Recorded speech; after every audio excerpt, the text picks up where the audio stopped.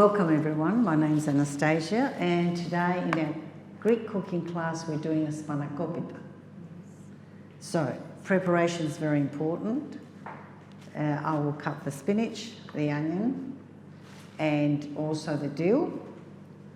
We have to wash the spinach of course and the onions, and we let them drain, and then we'll saute for a little while just to soften the spinach and the onion.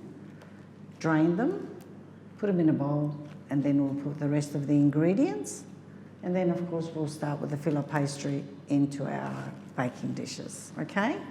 So basically you have to get rid of all this hard bit because it doesn't cook.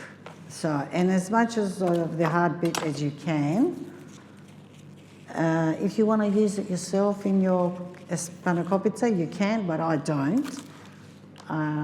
I don't like hard bits, I like soft. So I get rid of all the hard bits as much as I can, and it's easier to saute. So I just check everything, like something like this. I get rid of it. And later, after we finished preparing this and putting everything in the oven, I will show you the homemade pastry, which is honestly better. So if you do have the time, it's not as hard, it's just practice. The more you practice, the easier it becomes. Practice makes perfect. It does, in everything in life. So they say. But you know, you can use your, to mix your pastry, you can use your mixers with a dough hook for quicker. And then you just need that.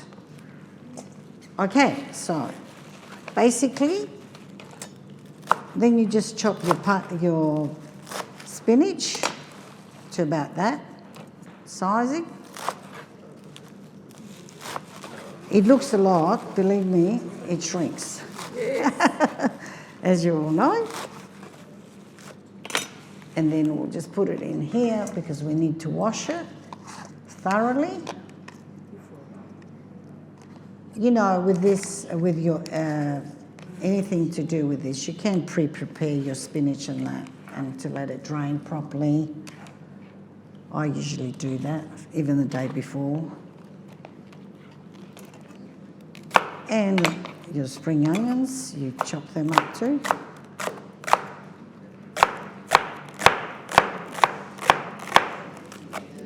It gives flavour to your spinach, believe it or not, spring onion. And once you soften them up, they sort of decrease in size. And that's your spring onions. I'm going to put it in another bowl because I'm going to wash them too. I like washing my food, especially things like this.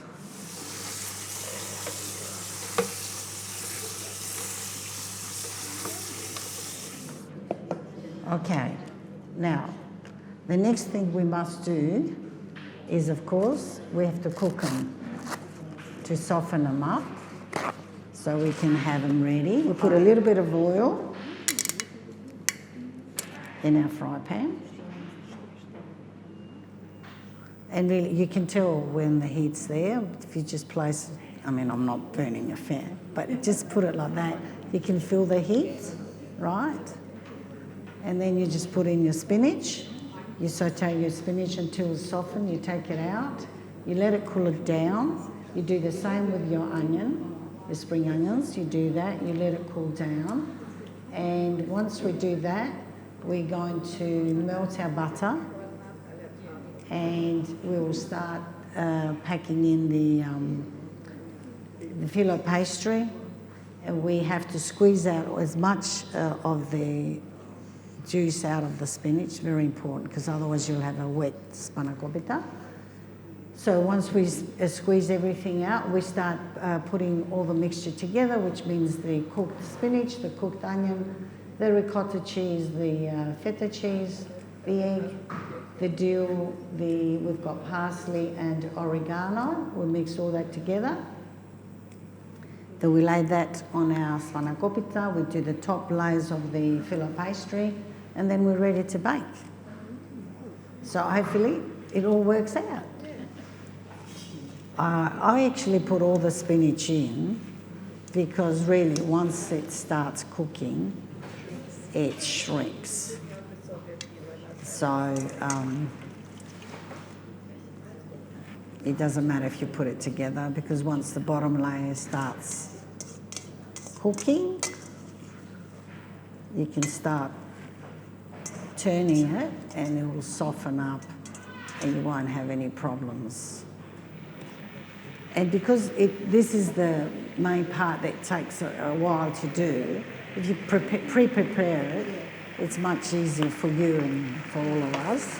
See how it's doing it? I use fingers. All cooks use fingers.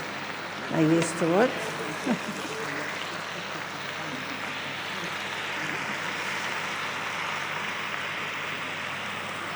As you can see, the colour changes because it's softening, and that's what we want. Once everything changes to that darker green, we can take it off and let it cool down, then squeeze out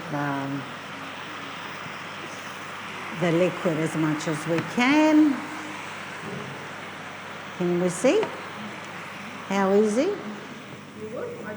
Okay, basically this is nice and soft now. Put this in here. Oh God. This fry pan is very heavy, girls, for my little hands.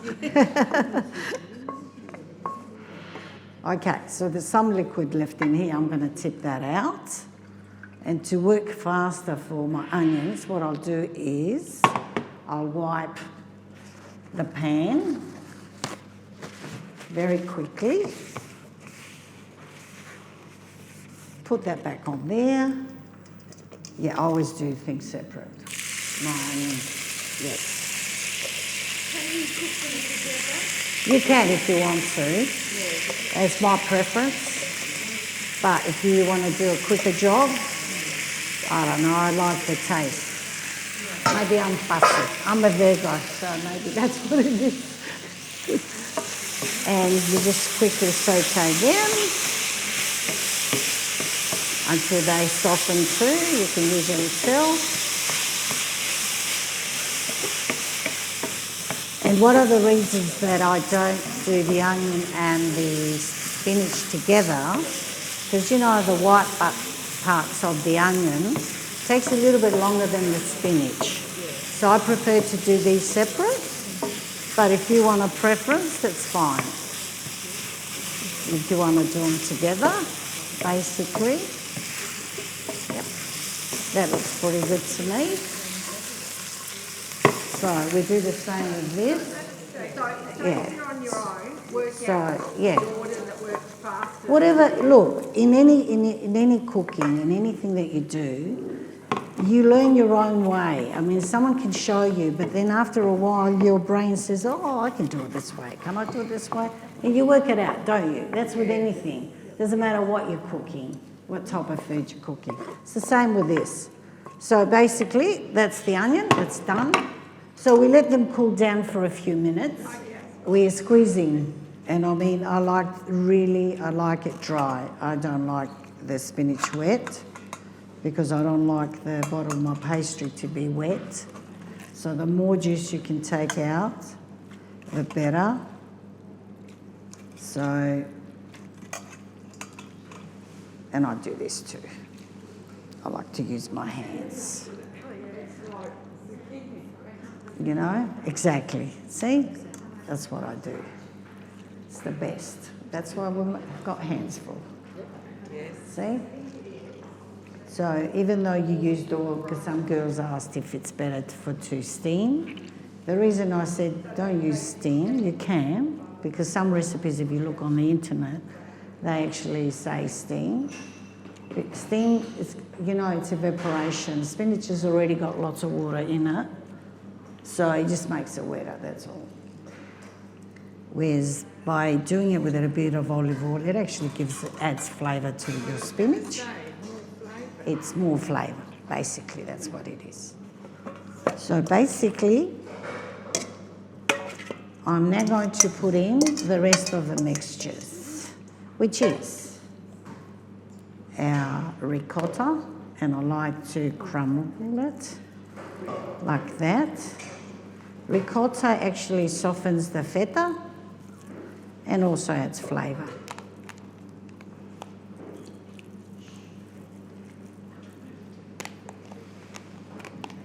Some people don't use it, they just use straight feta. It's your preference. This is my preference. And my feta. Okay. Now, we've put the feta and the ricotta, right? We've got, you all have your parsley. If you've got fresh at home, use fresh, because nothing like fresh stuff. And a bit of oregano. I always like to test my egg to make sure it's not off. Yeah, looks good to me. I can put that. The other thing I do, which I forgot to put in the recipe, girls, is I don't like the smell of egg in foods. So I usually put a little bit of milk in it and beat it together. Yes. So to kill that smell of the egg. My hands are slippery. Oh, and I love cracked pepper.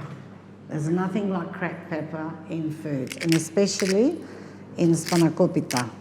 So this is, I've got the recipe, but if you like something really spicy, which I love spicy food, I'm a spicy person. So I like my spicy food. And so I like, what I do is I actually cover the whole area of pepper, right? But if you want less, So you can. Come have a look. This is a lot of pepper, guys. Yeah, I love pepper. And see, nothing like the fresh pepper. See, I sort of cover the surface of pepper. Okay. Now, how much milk? A little thing? Yeah, or yeah. Big, little? Just a little bit of that. Just enough to beat your egg together. And salt. Well, I'm not a very good friend of salt, okay. So when you yes, and the other thing is also it helps the actual thing rise. It's like a self-raising flour, believe it or not. Milk does that. The egg and the milk helps it build up, rise. And then all I do is mix them together like this. And basically this is how your filling looks like. Some people put too much cheese. If you put too much cheese, it's not a Spanakopita. It's a cheese feta, a feta pastry. So, yes. Well, basically now we, of course, melt the butter. You can do it in the microwave. I don't really like microwaves very much. I like to do it in there. I just cut it up in pieces to make it quicker, and it's nice and soft. And we melt that. We open up our package of filo pastry. As you know, girls, you take it out of your fridge an hour before use. I think ours has been taken out of the fridge an hour before, hasn't it? Oh, I keep forgetting the gentlemen. Ladies and gentlemen, I apologise. You open up your filo pastry. It's good to have a towel because you're going to keep it nice so it doesn't dry up if you take too long. And for the bottom one, girls, we're going to let a little bit over flapping, right? So it doesn't matter if it overflaps. The reason that we use oil, I use oil, it actually helps to make the pastry a little bit crispier, okay? So that's why I use olive oil, and I only use olive oil, girls. If you're frying on high temperatures, yes, I suppose you can use other things, but in my house they don't belong. I only use olive oil. About a tablespoon, maybe a little bit more. You see it depends on how much butter you're going to use for the day, but basically, yes. So you put the oil there before you put the butter? What I do is once I mix it, the butter's ready, and then I'll pour in the olive oil, mix it, and then I'll start buttering the pastry. When you're home, while you're mixing your ingredients, you can actually melt your butter to save your time. We're just taking a little bit longer because I'm teaching you. Basically, I do just about everything at the same time, So while you're mixing, get your butter ready, and then you can go straight on to doing your filler pastry. So mine's ready, and this is what it looks like. Okay, right? See? And then I'll just stick, yes, I'll put some olive oil, and like I said, it makes the pastry crispier. I'll just add a little bit more. Basically, and also, always use warm butter when you are actually doing your pastry, because with filler pastry or any pastry, it actually takes it all in, which makes it more flavoursome. The pastry doesn't look dead. The flavour, I don't mean about anything else. And then, of course, yeah, that's okay. Get your brush, okay? Okay, we've greased our floor, the bottom of our pan, and now we put our pastry in. Okay. So it's one sheet at a time. It's one sheet at a time for the bottom. So you quickly oil the sheets, girls. Really well. Okay. Then we do the next one. Put that one in. Okay. For the bottom one, you do individual, so you can cook it. For the top one, girls, you can do every 2 sheets and then butter them. Okay? Right. So basically, you put as much of your mixture as you want to, depends how thick you want it. So we've done the 8. Now we use the mixture and we just spread it out equally into our pita, the 8 sheets. A lady over there gave me a nice suggestion for pastry because I don't use, as I said, a ready-made pastry. I always make my own pastry. And she cuts it up at the top to make it more, so it doesn't look dead straight. Because usually with filler pastry, your pita looks dead straight. So what are we going to try today, girls, is the last 2, we might just crunch them up so they don't look straight. So they look like the real one, you know, the one with the real pastry. Okay, so we filled up our nice, see?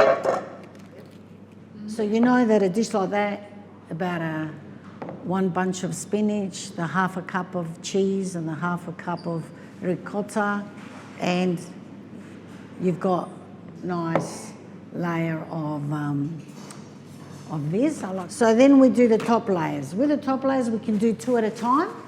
We do 10, okay? The reason we do 10 is because we want it to be fluffy and, yeah. All right, so we take 1 sheet.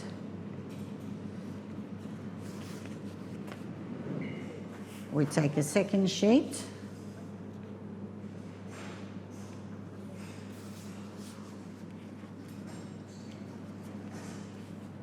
So on the top we said 10. We do 10 filo paste of the sheets. Yeah, and then every second one we actually butter it.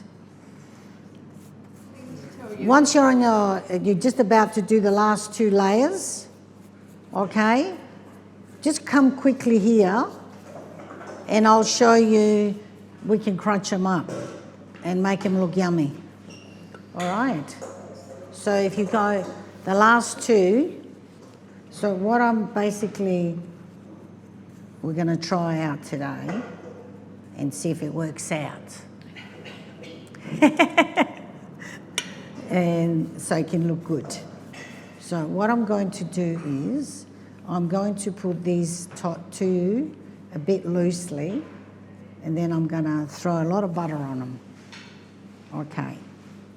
So, Loosely. quite loosely. So what I'll do is, instead of using the brush, I'm going to do this first. Okay. I'm going to see if I can crunch it up and try it like this, right? And make it, and I think it works. And then what we do is, we'll bring in the sides, and we're going to, on top, you always put lots of butter to get the crispness, right? Okay, so we've crunched it up because this would look like the one that I make the pastry. Can you see how we crunched the last two up, girls? Now, we really put lots of butter. Believe it, it looks a lot, but once it bakes, it is yummy. Okay? Just remember. No calories, no. We have to do Greek Girls, dancing after. girls, as you know, Mediterranean food is the best diet you can have. Look at me. And this is what it looks like. See?